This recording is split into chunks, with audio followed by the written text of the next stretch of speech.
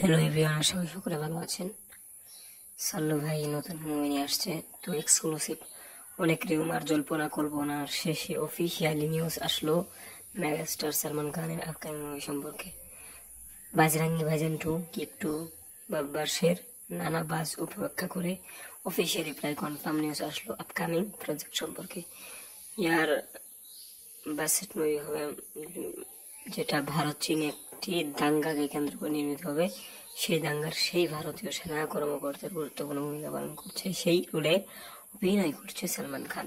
মুভির title Galwan ভিল্লে almost confirm. সমস্যা সেটা নয়, সমস্যা হলো মুভির ডিরেক্টর। একজন ডিরেক্টর পারে সাধারণ স্টোরিকে ইউনিক ভাবে প্রেজেন্ট করতে, আর সেখানে চিন্তায় রয়েছে সালমান খানের ভক্তকুল।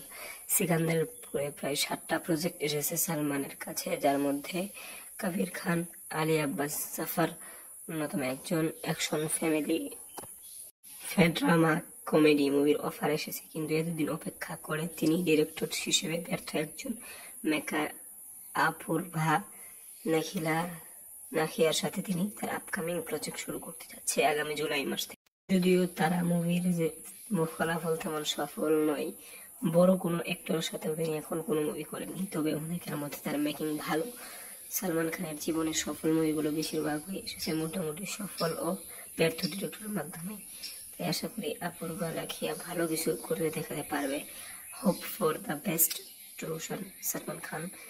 যাই হোক, এখন এটা আমি একটা কপি করে করেছি, এটা একজনের বক্তব্য থেকে আপনাদেরকে জানালাম। থ্যাংক ইউ পুরো ভিডিওটি দেখার জন্য।